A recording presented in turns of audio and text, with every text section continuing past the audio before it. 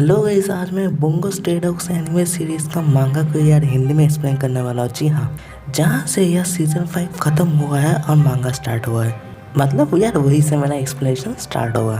तो साफ साफ बताया था यार, पहले एनिमे देख लीजिए, सीजन 5 तक बहुत ही बढ़िया है। उस एनिमे का रिव्यू बहुत जल्दी आने भी वाला है। बोन स्टूडियो ने एनिमेट किया, मज़ा आ जाएगा आप लोगों को देख के। और फिर ही यहाँ पे आके ये वीडियो कंटिन्यू कीजिए, क्योंकि ये वाला वीडियो आगे की कहानियों के ऊपर होने वाला है, एक तरीके से आप बोल सकते सीजन 6 की तरफ। तो ऑब्वियसली अगर ये वाला वीडियो आप पहले देख लीजिएगा तो आप लोगों को स्पॉइलर मिल जाएगा। तो चलिए अब ज़्यादा बात ना करते, वीडियो को स्टार्ट करते हैं। तो कौन से चैप्टर को मैं एक्सप्लेन करता हूँ, मैं हमेशा डिस्क्रिप्शन में बताया था, तो इस बार बता दूंगा। तो चैप्टर की स्टार्टिंग में हमें सिग्मा को गिरा हुआ दिखाया जाता है, जहाँ पर डाज़ाई उसे हमेशा फेंक रहा होता है ऊपर से। लगभग 15 बार हो चुका है। और डाज़ाई बोलता है ये कमबख्त उठता क्यों नहीं है। तभी जूलियन बोलता है कि अरे यार ये तो बहुत ज़्यादा ही बेहोश हो गया, उठ नहीं रहा है, जाने तो क्या फ़र्क पड़ता है। डाज़ाई बोलता है मुझे लगता है ये बेहोश होने से पहले फियोडोर से बात किया होगा और मैं वही के बारे में कुछ जानना चाहता हूँ। तभी जूलियन बोलता है कि अरे तुम जान कर क्या ही कर लोगे, वैसे भी तुम तो देख चुके हो वो मर चुका है।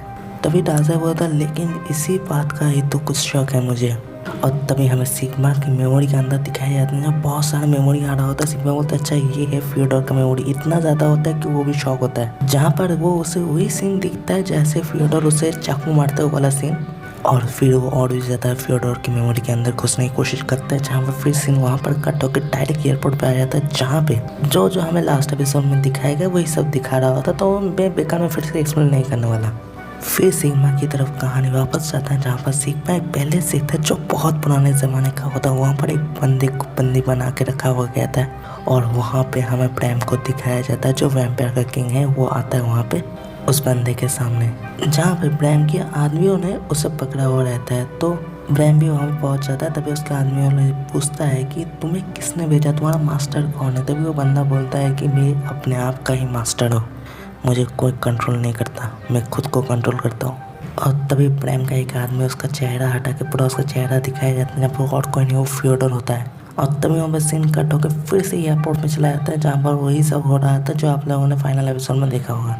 और फिर कहानी सिग्मा के पास पहुँचता है, जहाँ पर एक आदमी प्रेम का जाके उस बंदे का चेहरा हटाता है, पर्दा हटाता है चेहरे का।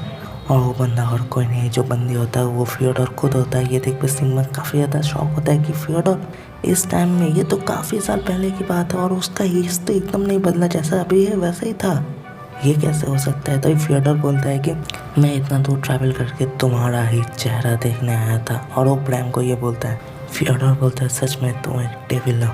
तभी ये सुनकर ब्रैम बोलते हो तुम कौन हो तो डिसाइड करने वाला है कि मैं एक डेविल हो, शैतान हूँ या कुछ और हूँ। हर चीज़ को भगवान ने ही बनाया है, मतलब गॉड ने ही क्रिएट किया है, इंसानों को, डेविल को, सबको। और फिर वहाँ पे कट होकर सीन डायरेक्ट एयरपोर्ट पे आ जाता है और बाकी का सीन कंप्लीट होता है जो हमें दिखाया गया है। तो इधर एक्चुअली सीजन 5 कंक्लूड होता है। तभी यहाँ पे आया आकर एयरपोर्ट का पूरा सीन दिखता है, बोलता है क्या सब कुछ खत्म हो गया, डिटेक्टिव एजेंसी फाइनली जीत गया। अब इधर ही ये वाला चैप्टर खत्म हो गया। हम नेक्स्ट चैप्टर की तरफ बढ़ते हैं, जहाँ पर हमें डाज़ाई को दिखाया जाता है, वो लेट कर इधर उधर घूम रहा होता है। तो ये देख के जूलियस बोलता है कि यार तुम जब भी कुछ बहुत ही ज़्यादा चिंतित होते हो तुम ऐसा करते हो, तुम्हारी ये आदत अभी तक नहीं गया, वैसे अब तक पता नहीं चला ये सिग्मा उठ क्यों नहीं रहा। तभी डाज़ाई बोलता है पता चल गया मुझे सिग्मा उठ क्यों नहीं रहा, उसका इंफॉर्मेशन से उसका मेमोरी एकदम भर चुका है, इसी वजह से वो अनकॉन्शियस हो गया, ताकि उसका दिमाग को थोड़ा टाइम मिले वो सब एकदम अरेंज करने के लिए। ये होता है मुझे पता है। तभी डाज़ाई थोड़ा शॉक होता है और याद करता है कि फियोडोर का एबिलिटी क्या था, मतलब जो हमें पहले सीजन में दिखाया गया। अगर आप लोगों ने एनिमे देखा होगा, सही से देखा होगा तो आप लोग याद होगा, फियोडोर जैसे एक मिलिट्री ऑफिसर को टच करता है वो मर जाता है। ये देख के ये लोग गेस करते हैं कि फियोडोर का एबिलिटी तभी एक्टिवेट होगा जब वो किसी को टच करेगा। और डाज़ाई सोचता है इसी के ऊपर उसका पूरा प्लान बनाया गया, ताकि उसके साथ और फियोडोर के साथ कोई भी मतलब टचिंग सीन ना हो, मतलब ऐसा नहीं हो कि फियोडोर कोई किसी बंदे को टच कर पाए या फिर किसी को भी फियोडोर को टच करना पड़ा उसे मारने के लिए, इसलिए वो इतना सब कुछ किया, ये प्लान बनाया। तो अगर उसका टचिंग एबिलिटी फेक हुआ तो मतलब वो कोई एबिलिटी नहीं था, उसका असली क्या एबिलिटी था और उसका एबिलिटी का एक्टिवेट होने का कंडीशन क्या था। और डाज़ाई शॉक होकर उठता है और टासाई बोलता है हमने सब कुछ दे दिया, समझ में आ रहा है, जल्दी से चलो। और जूलियन बोलता है कहाँ जा रहे हो तुम? तभी टासाई बोलता है जल्दी से फियोडोर की बॉडी के पास चलो। और तभी यहाँ पर सीन काट होकर सिग्मा की मेमोरी के अंदर दिखाया जाता है जहाँ पर वही फियोडोर बंधा हुआ रहता है बंदी में, और एक बंदा मतलब वो एक सोल्जर आकर फियोडोर को मारने वाला होता है और वो मार देता है। सिग्मा सोचता है कि यहाँ पर अगर फियोडोर मर जाता है तो प्रेजेंट में ऑब्वियसली वो नहीं होगा, लेकिन प्रेजेंट में है मतलब यहाँ पर नहीं मरा, तो इसके वजह से हमें उसका एबिलिटी के बारे में थोड़ा बहुत पता चल जाएगा, ये सोचता है सिग्मा। और ये देख के सिग्मा शॉक होता है कि फियोडोर मर जाता है। और तभी अचानक से जो बंदा फियोडोर को मारता है वो चिल्लाने लगता है अपना चेहरा पकड़ के।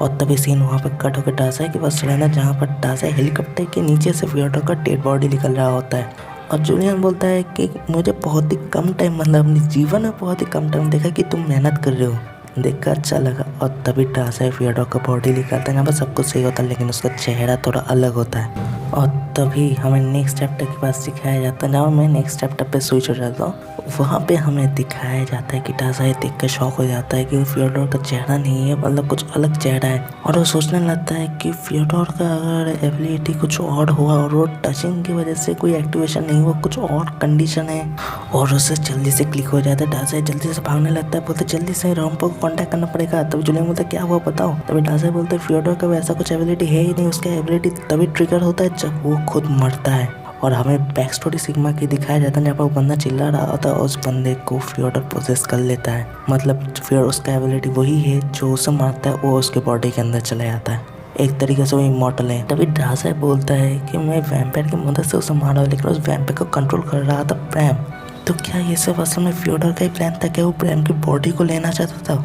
और तभी हमें प्रैम को दिखाया जाता है जो एयरपोर्ट पे होता है। तभी टासाई याद कर रहा हूँ, इसी वजह से फियोडोर ने वो इंजेक्शन लेने के लिए आराम से मान गया, और इसी वजह से वो लॉक अवे होने के लिए, जेल में आने के लिए भी मान गया। सब कुछ उसका प्लान था।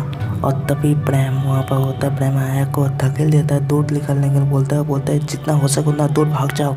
और प्रेम चिल्लाने लगता है और प्रेम के फेस की जगह वहाँ पर फियोडोर का फेस आ जाता है, और वहाँ पर कैप्टन होता है, मतलब डिटेक्टिव एजेंसी का कैप्टन प्रेसिडेंट। और फियोडोर बोलते वाह गुड मॉर्निंग।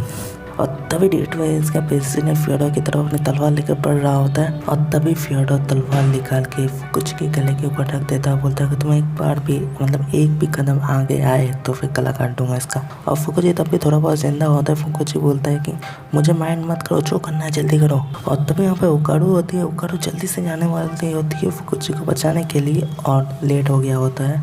फियोडोर बोलता है तुमने अपना डिसीजन ले लिया, तो वो फुकुजी को मार देता है। और तभी रैम्पो बोलता है उस तलवार को उसे यूज मत करने दो। और तभी फियोडोर अपने राइट आर्म में आमिनोस गोसेन को रखता है और अपने लेफ्ट आर्म में होली शॉट, दोनों एक साथ फुकुजी को मारता है। और फियोडोर बोलता है अब एक मिराकल होगा देखना। फियोडोर बोलते एक स्पेस टाइम शॉट जिसे गॉड शॉट बताया जाए, और एक होली शॉट, और उन दोनों को 100 टाइम स्ट्रॉन्ग बनाने का काम ये फुकुजी करेगा। और तभी रैम्पो बोलता है अगर वो तीनों एक साथ हो जाए तो कुछ खत्म करना नामुमकिन हो जाएगा जल्दी। और तभी हमें रोशनी से भरा हुआ कुछ लाइट देखने को मिलता है। और इधर ही यार ये वाला चैप्टर खत्म हो जाता है। मेरा एक्सप्लेनेशन आज के लिए यहाँ तक ही है, तो नेक्स्ट वीक को मैं एक्सप्लेन कर लूँगा। ज़्यादा कोशिश आई थिंक और 2-3 दिन में ये पूरा एक्सप्लेनेशन कंप्लीट कर दूंगा, 2-3 बार में। और रही बात सेल्फ ऑफ द एंड का मांगा जो आप लोगों ने वोट करके चूज किया, वो मैं एक्सप्लेन करूँगा जैसे ये खत्म हो जाए। ये ज़्यादा टाइम नहीं लगेगा, बहुत ही कम टाइम लगेगा, जल्दी से कैचअप कर लूँगा यार। तो जैसे ये खत्म होगा फिर सिर्फ ऑफ द एंड का मांगा को मैं एक्सप्लेन करना स्टार्ट कर दूंगा। तो चलिए यार, वीडियो पसंद आया तो लाइक कीजिए, सब्सक्राइब कीजिए चैनल में नया है तो, और फिर मिलता है किसी में। बाय, सी या।